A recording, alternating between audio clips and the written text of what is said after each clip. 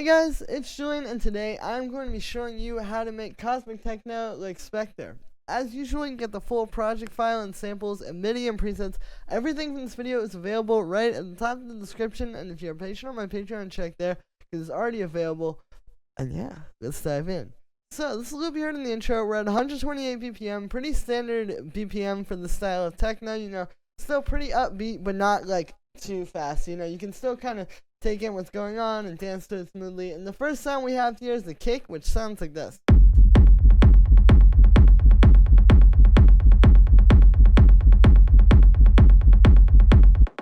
So this is a rumble kick. What we have here is we have this kick layer. So that's the actual punch. You can see that's also going through this delay send down here, which I'll talk about once we get down there. But then the second layer that we have in here is the rumble. So the way this rumble is made is actually a little bit unorthodox. The way you would usually make a rumble will be using like reverb or delay or something. However, the reason why I did it this way is because typically when you use reverb or delay, you don't get a very punchy rumble. You get like a lot of body to it, but it doesn't have that like kind of driving thing to it like this has. So I made it a little bit differently here. Essentially what we did is I actually started with this breakbeat. Like an old school breakbeat, and you can hear it has a bunch of low end in it. And then what I've done here is I took it and I pitched it down, got it in time as well. You can see like it's, pretty much on the grid now. Got it like that. And then what's happening is you can see when we pitch it down, it brings out a lot more low end in the sound. There's a lot of rumbling low end in there now. And then all I had to do after that is just low pass it. And there we go, and then we get a rumble. And so again, it's just a little bit of a different way of doing it. It gives you that more driving, like hard edge sound. You can do this with anything too. Like you can do this with like a Foley sample. You can do this with like the sound of a car tire rotating for all I care. Like it could be anything, but just something that has this subby kind of thing to it and has a little bit of rhythm where you get that like or whatever pattern. It could be or it could just be it could be so many different things, but this is what you get when you play around with making rumbles this way. Is it's a little bit more creative and you can really like get some control over how the pattern sounds. So then after the low pass filter, I still had to do a bit of processing to kind of make it fit in, because if I turn all the stuff off, you can hear it's not quite the same.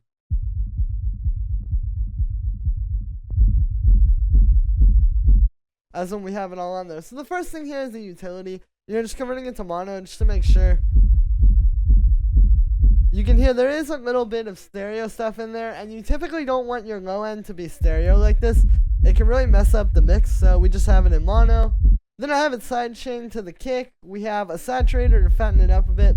And then finally this EQ, and this really helps because if I turn this off, you can hear there's a lot of that like ooh, like that range of frequencies in there.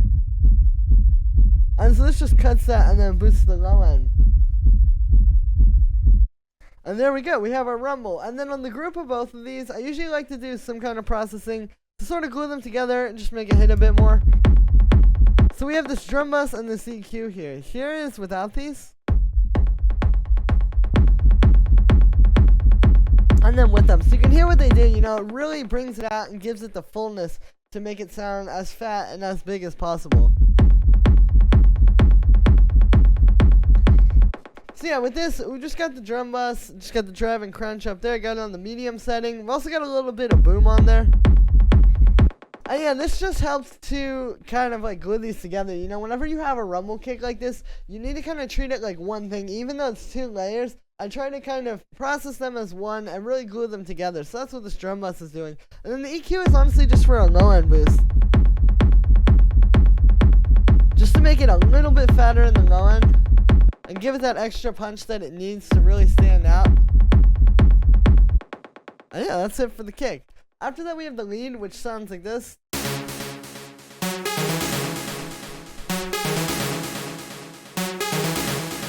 So this might look kind of complicated, but it's actually not that crazy. It's basically just playing in the key of C sharp minor.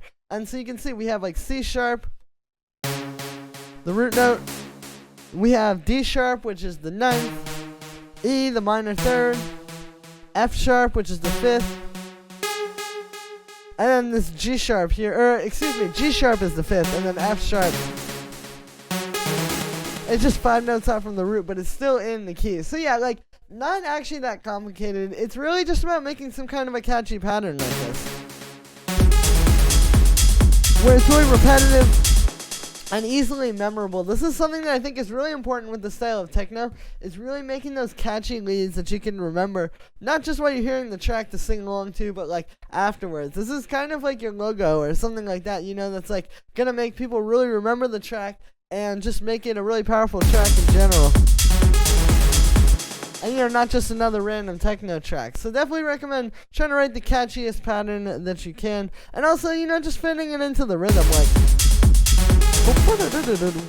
it's not just like right on the beat. It's not just dun dun dun, like 1, 2, 3, 4. It's kind of like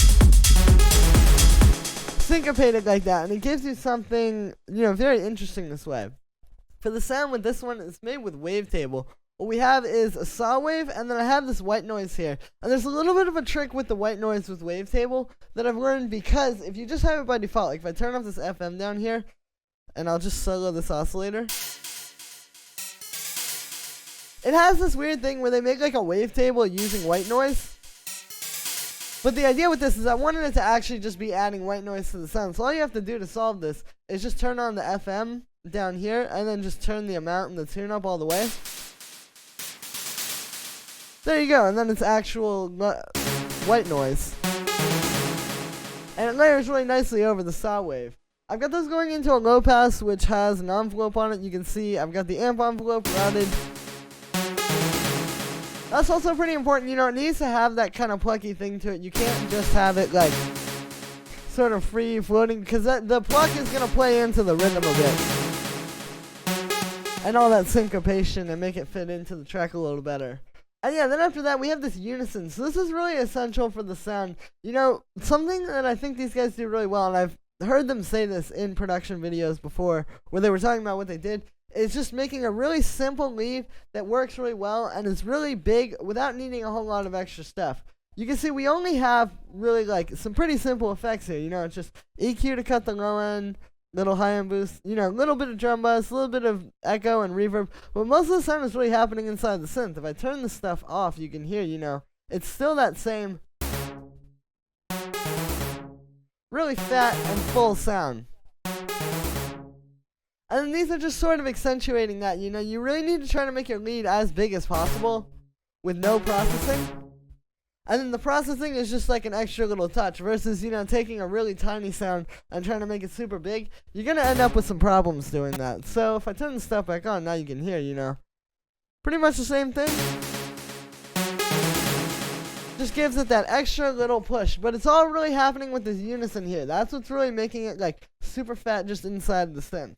And yeah, after that we have echo and reverb just to give it some space. And then the drum bus, which fattens it up, and this is also just bringing out the echo and reverb as well. Like if I turn this off,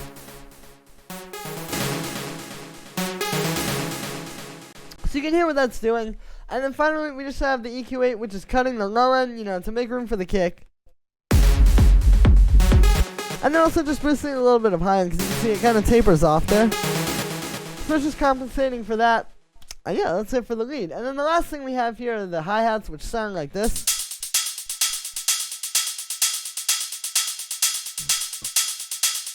So these are really simple. It's just like a nice, fat, punchy, closed hi-hat.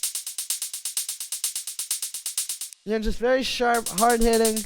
And then this pretty fat open hi-hat as well. You can see this one, I pitched it down a little bit. I shortened it as well. Typically with these techno hi-hats, you don't want them to be super long, but just something a little bit tighter and faster like this. And then I also have this one going through the delay send, which you can hear is creating sort of an extra percussion loop in the background, which I'll talk about once I get to that.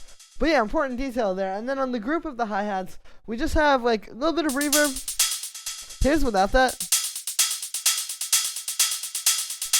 You know, it helps to give them some atmosphere. Something you'll notice with this track is like it's not that many elements. It's just the bare minimum. We have like the kick, some hi-hats, and a lead. And this is really going to come into play with this delay send here, but it's like, it's all about kind of maximizing the sounds when you only have a few like this. So this reverb really helps with that because it's adding some background atmosphere and kind of filling out the background of the track a little bit more. And yeah, then after that, we just have a bit of saturation just to fatten these up. Here's without it. And then with it, really makes those hit and sit on top of the mix. And then finally, just an EQ, which is just cutting out the line and doing a little bit of a high-end boost. So again, really simple stuff with the hi-hats, just a matter of really getting like really nice sounds in there. And then the last layer that we have in here is this delay send, which sounds like this. So what's happening here is I'm putting the kick and the open hi-hat through this, and this is just creating this like background percussion loop. So I'll show you, here is the track without this in it, or with it in it.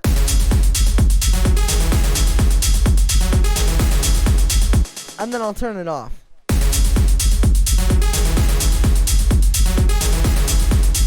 Again, with it.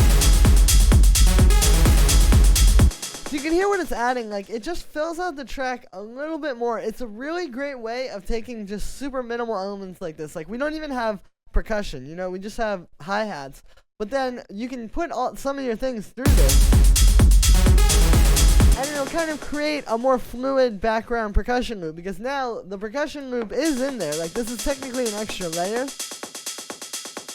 but it's being generated out of stuff that's already in the track. So to the listener, it just sounds like those elements are really huge and taking up more space, but really you're just kind of adding like an extra percussion loop. So it's a really great way to do that. And you can even put like the lead through this.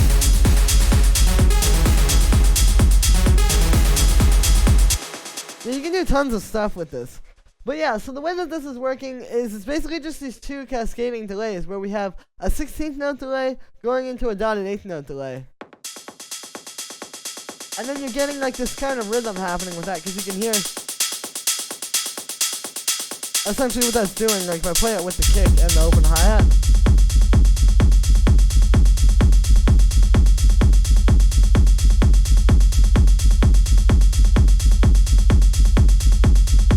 There you go, that's what that's doing. You can hear what it's adding in the background. So yeah, we just have those, and then a little bit of a high pass. It's really not that complicated, but it's a really simple way to just make your sound bigger and get more mileage out of less sound, so you can have simpler, more cohesive, and more coherent tracks as well, but still have that like really big full sound that you get when you have like, a ton of different layers in there. So yeah, that is it for this one, guys. I hope you enjoyed. As always, make sure to like this video as well as subscribe. And let me know what you think of this video in the comments. Like I said in the beginning, you can get the full project file and samples and MIDI and presets. All of that from this video is available right at the top of the description. And if you're a patron on my Patreon, check there, because it's already available. Thank you so much, guys, and I will see you tomorrow with another video.